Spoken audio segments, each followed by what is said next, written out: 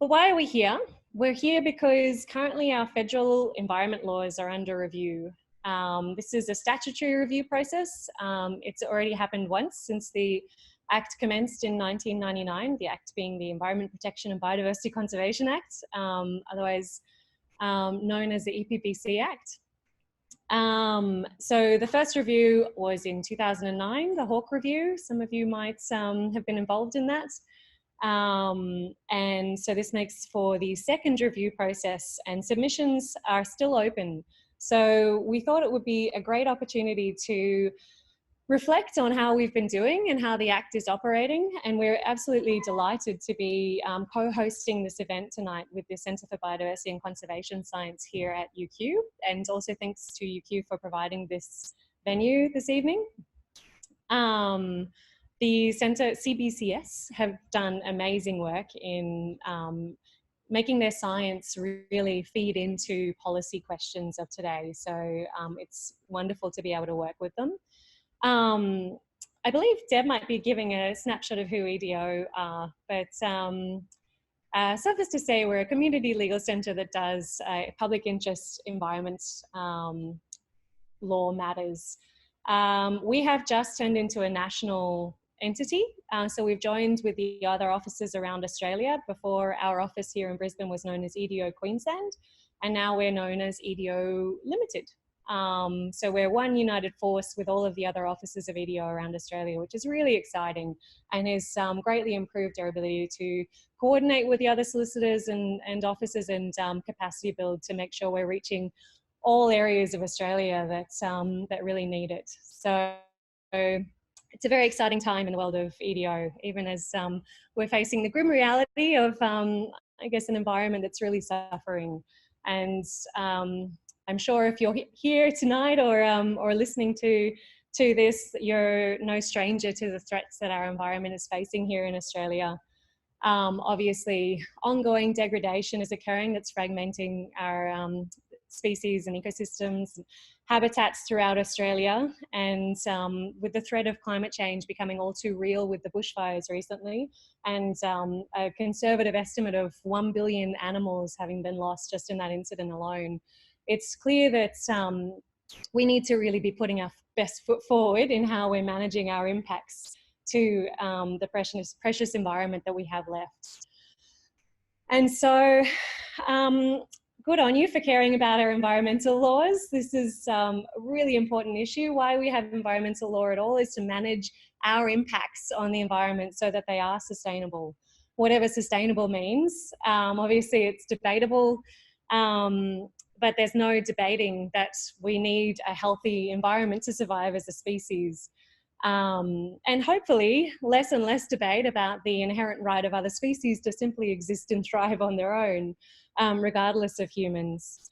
So it's an exciting opportunity to really, I guess, hone in on how are our laws operating and what can we do better in this review process.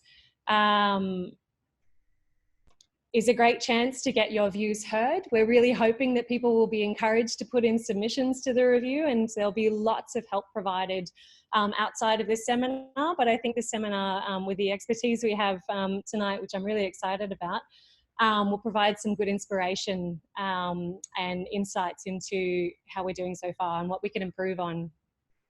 But without further ado, I will introduce our first speaker, who's Deb Brennan. Deborah Brennan is a new solicitor with the Environment and Defenders, what am I called? With the Environmental Defenders Office. She's got extensive experience practicing in environmental planning law since 2001 through private practice and government, and through many different jurisdictions in Queensland, New South Wales, Victoria, and the UK. And we're incredibly fortunate to snap Deb up from the Sydney office, where she was working last year, primarily focused on the Murray-Darling Basin, which is obviously a very hot topic. So it's great to have Deb up in the Brisbane office with us. And Deb will be joining us tonight, providing an overview of the operation of the Act, the review underway, putting it in context, and providing an analysis and recommendations about how the Act could be improved. So without further ado, I'll hand over to Deb.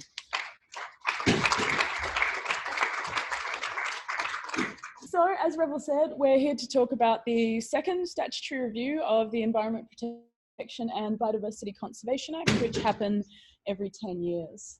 As Revel said, we are the Environmental Defender's Office. For those of you who don't know us too well, we provide a variety of legal services to the community, including legal advice. We do public interest environmental litigation, critically law reform.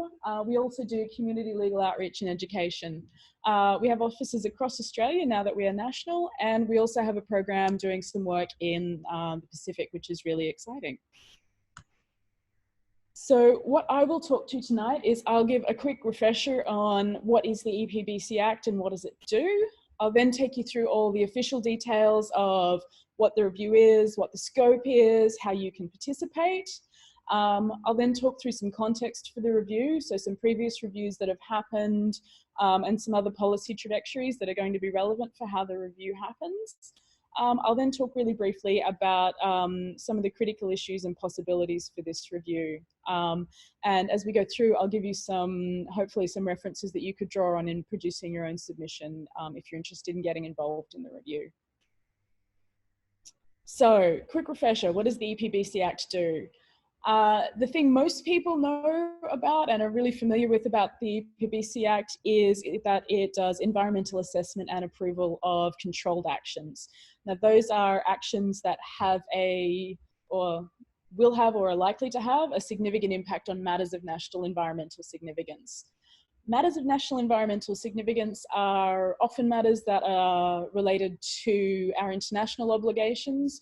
So under the Convention on Biological Diversity, CITES, the World Heritage Convention, but it also includes other matters, including the Great Barrier Reef Marine Park, the trigger of significant impact on water resources from large coal seam gas and coal mining, and also actions involving the Commonwealth or in Commonwealth areas such as offshore areas. But the EPBC Act also contains a variety of other provisions that are also very important. So it contains the process for listing threatened species and communities, as well as tools that could be used to protect or address threats to threatened species and communities. It also delivers on Australia's obligations under the Convention for the International Trade in Endangered Species. So effectively it deals with wildlife trade and permits to import and export species. So that protects our species from international trade, and it also delivers on our obligations to stop imports of species that are threatened by trade in other countries. The Act also deals with Commonwealth protected areas, which include offshore marine parks, as well as the Commonwealth onshore parks, which include such significant areas as Kakadu and Booderee in the Jervis Bay area. It also has the tools for how we manage our World Heritage properties and our Ramsar properties, and also includes the National Heritage List. The Act also establishes the Australian Whale Sanctuary, creates the list of overseas places of historic significance to Australia. Please don't ask me about that, I know nothing about it. It also deals with declared commercial fishing activities, which were the rules brought in to deal with your super trawler type cases. It also deals with fisheries strategic assessments, which have been a really important tool to put our offshore fisheries on a more sustainable footing. It also contains a requirement for 5-yearly State of the Environment reporting, which is available online. The last State of the Environment report happened in 2016, so there is another one due imminently. And one of the other things the Act does is it contains the ban on approvals for nuclear installations, which include nuclear power plants. So the next area we'll run through is the official details of the review, including the terms of reference, who the reviewers are, what the timeframes are, and what the process will be. So there is a website set up for the review, which the details are there, and we'll have these slides up on our website, I believe, Revel. Yes. So on the review website, you'll be able to find the discussion paper that's been released, which sets out a lot of the scope of the review. You'll find the terms of reference. You'll find details about the reviewers. You'll find a form that you can use but don't have to use to make your submissions, and other details about how to make the submissions. So this very text-dense slide, which I invite you to not read in any detail, is the terms of reference for the review. The Act contains a really quite simple requirement that there be a review at least every 10 years, and that it assess the performance of the Act and how it's going against the objectives. That leaves a lot of scope for the government of the day to set the particular parameters of the review and who the reviewer will be, and the timeframes for the review in the terms of reference. So in the terms of reference, you'll see there is a scope for the review that contains, some really interesting and positive things, including looking at Indigenous people's knowledge and role in the management of the environment. And there's also a number of principles on which the review should be based. Some of which are quite positive, others of which seem to have a bit of a green tape reduction flavour to them, with language like regulatory burdens and similar. But you'll see more details on how the review panel actually views the terms of reference in the discussion paper, which you can find on the website. The review is being conducted by an independent reviewer with the assistance of an expert panel. The reviewer is Professor Graham Samuels. He is a professor, a professorial fellow at Monash University Business School. Prior to that, he was the chair of the Australian Competition and Consumer Commission. The expert panel includes Bruce Martin, who brings an Indigenous perspective to the review, Erica Smith, who has a role with the National Offshore Petroleum Safety and Environmental Management Authority Advisory Board. So that's the agency that deals with environmental approvals for offshore oil drilling and offshore exploration. Wendy Craig, who is appointed by the current government to be the chair of the Climate Change Authority. She also completed the recent review on the interaction between the EPBC Act and the agricultural sector, which I'll talk a bit more about later. And also Andrew McIntosh, who is a professor in environmental law. It's a bit interesting that there aren't more scientists on the expert panel assisting, and there is a bit of a flavour on what the government's looking for and who they've appointed. The timeline for the review. The review was announced in October. The discussion paper was released in November. Submissions were originally due in February, but that's now been extended to the 14th of April. We're expecting to see a draft report in June of this year. I would expect, but it hasn't been confirmed, that there'll be an opportunity for further submissions on the draft report. And then we're expecting to see the final report in October of this year. How can you participate? Write a submission. Submissions are open right now. There are 20 odd questions in the discussion paper that you're invited to speak to. You can choose to have a submission that addresses all of the questions or only a couple of them, or even if your interests are outside of that, you should feel free to make any comment you feel is necessary for the review. If you have examples or data from your own experience of the EPBC Act, they would be a very valuable contribution to the review. The EDO will have a community submission guide coming soon. I'm very optimistic we'll have it up on our website tomorrow, which will give you some ideas about some of the issues we think are important in addressing the questions that the discussion paper asks. But obviously it's up to you to adopt our suggestions or have different views. So it's just a guide with just some thoughts that might help. Now, looking at the context of the review. As Revel mentioned earlier, this is the second 10-year review. The first 10-year review happened in 2009, and it was referred to as the Hawke Review. The Hawke Review came up with a final report, which had a series of 71 recommendations, many of which will remain relevant today. So he made some recommendations, including taking more of a landscape-based approach to biodiversity conservation through the use of new triggers for matters of national environmental significance, and also using some misused or underused tools that are currently in the Act, including bioregional plans and strategic environmental assessments.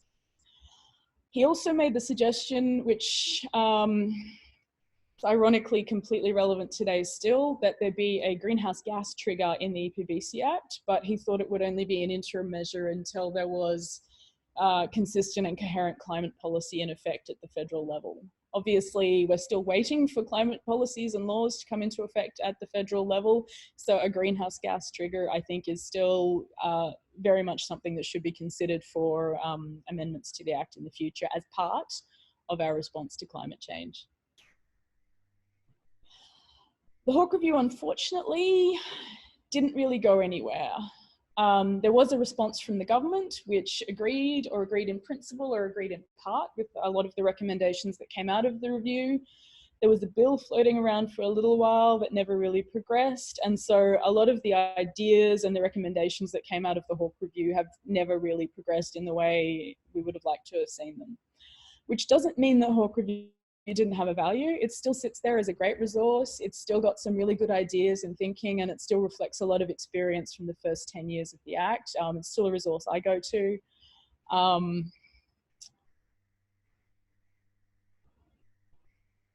right, but moving on to some of the things that have happened since the Hawke Review. One of the key issues that has been kicking around in the background on and off with various levels of interest in the last few years has been the idea of a one-stop shop for environmental approvals. As many of you will be aware, most environmental regulation happens at the state level by state government, but then you have the EPBC Act and the Commonwealth Government's interests coming in as well. There are mechanisms in the EPBC Act and most state laws to try and make those laws operate quite harmoniously together. One of the key ways they do this is with what we call assessment bilaterals. Now that allows basically an EIS at the state level to actually perform the function of an EIS for the purposes of the EPBC Act, which means large projects really only need to go through one EIS assessment process. And at the end of that process, they'll end up with their state approvals and also a separate approval from the Commonwealth Government. The notion of the one-stop shop was that the power to approve things for the purposes of the EPBC Act should also be pushed down to state governments, so that the feds would no longer have a role in approving major projects. This is a little bit concerning because it's a bit of a lack of oversight and transparency. It's never really progressed very far, but it is still a matter that's out there as, you know, part of the government policy. Our current Environment Minister, Susan Ley, wrote an op-ed in the Financial Review, which was published on the 3rd of November 2019. She introduced the statutory review and her thoughts about how it should progress. The title of that op-ed was "'Tis the Season to Slash Green Tape." The subheading for the review is, for that op-ed was, "We should protect the environment, but business must be freed from laws that strangle the economy," which I think gives you a bit of an understanding of where the government is expecting or thinking that this review might go.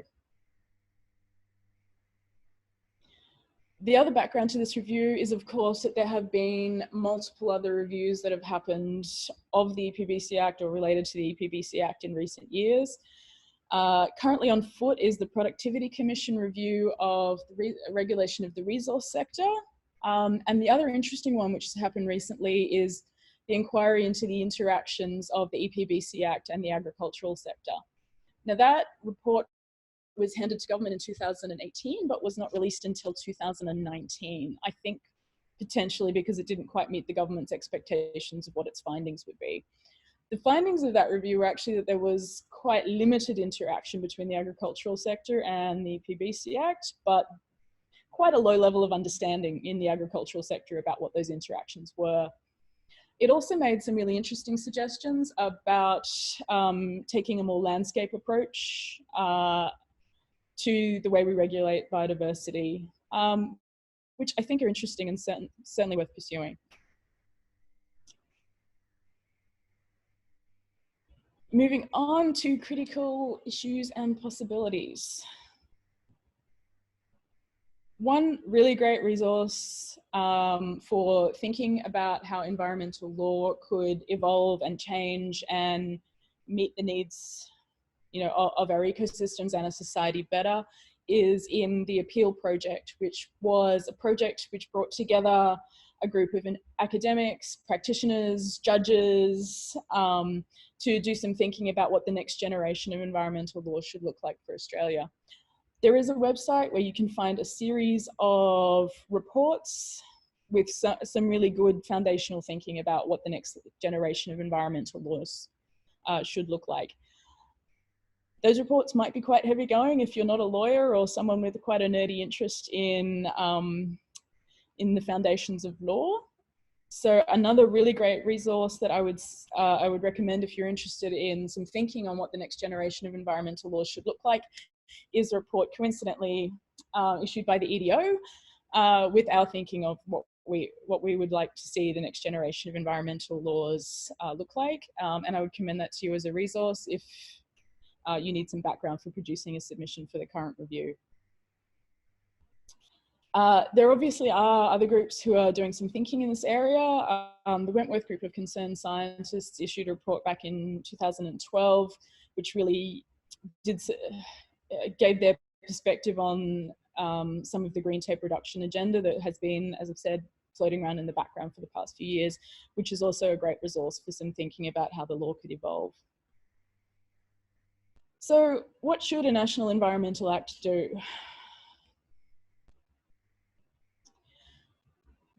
The key and major thing it should do is address the major threats to biodiversity. Now, the State of Environment reports, which I've mentioned, said in both 2011 and 2016 that the major pressures on our biodiversity were the same both times, and they were climate change, land use change, habitat fragmentation and degradation, and invasive species. Now, the EPBC Act doesn't currently deal with climate change at all, really. It deals with land clearing only to the extent that it is involved in a major project that is a controlled action, and otherwise land clearing is something that's regulated by the state government level. Cumulative impacts are also an issue because much of our biodiversity is affected by multiple pressures which interact in different ways, and that's something that the EPBC Act doesn't deal well with at all, either in the project assessment level or in some of the more strategic tools that are available under the Act. So some of the things we've proposed in our thinking about what the next generation of environmental laws should look like are some new triggers for controlled actions, including ecosystems of national importance, to identify ecosystems that should be protected even before they get to the point where they could be listed as threatened ecosystems, and also including a major land clearing trigger to try and capture some of the larger scale clearing, even if it isn't clearing of threatened species and communities, to try and get ahead and preserve these communities before they get to the point where they're threatened. We've also, as I said, suggested that a climate change trigger be inserted into the Act as the beginning of some nationally coherent climate policy. And we've also suggested to address cumulative impacts, some changes to the environmental assessment processes for controlled actions, but also the better use of some landscape level planning tools, including bioregional plans, and some better use of strategic environmental assessments. The other thing that a good national environmental law should do is have an independent regulator that makes science-based decisions, have decisions that are made on objective decision-making criteria, and have the capacity to have assessments submitted done by independently accredited and possibly independently appointed consultants. At the moment, the decision maker for applications for approval of controlled actions is the minister, which adds a potentially political dimension to decisions being made under the Act. The decision-making criteria is a list of things to which the minister must have regard, but there is very little in the way of objective criteria or outcomes the minister needs to ensure that they achieve in making these decisions. So some of the other reforms we've suggested should happen is a national EPA to take environmental decision-making out of the hands of the political level of government and create more science-based decision making. We've suggested putting more objective criteria into the Act so that there are outcomes that need to be achieved in decision making rather than just this weighing up of issues. And we've also suggested some reforms around accreditation of the consultants who do the environmental assessments for the purposes of approving controlled actions, and potentially even independently appointed peer reviewers of EISs or other application documents. Finally, the thing we need is accountability mechanisms. We need to make sure that we can shine some light on decision making to make sure it is done both lawfully and in accordance with the objectives of the Act. We need to make sure that the Act is enforced. Unless you have the government out there ensuring that conditions are complied with, that actions that should be approved are getting approved, the Act is unlikely to be particularly functional piece of legislation. Also, the Act needs to, and decision making under the Act needs to be based on good data, which means we need reports and data that will let us understand the trends in the environment and how they're moving so that our regulation can respond to those trends. So finally, I'll just say this slide is a list of resources you may want to go to if you're thinking of putting together a submission, which I would strongly encourage you to do. It includes the review website, as well as the law reforms reports and submissions that you can find on our website, which includes the Next Generation Environmental Laws Report. But there are also other resources there. If wildlife trade is your thing, we've also got a report on changes that could be made to wildlife trade, and we've got submissions on a number of other issues that might be a good resource for you. There's also a link to the appeal work if you're interested in getting involved in that. So thank you very much.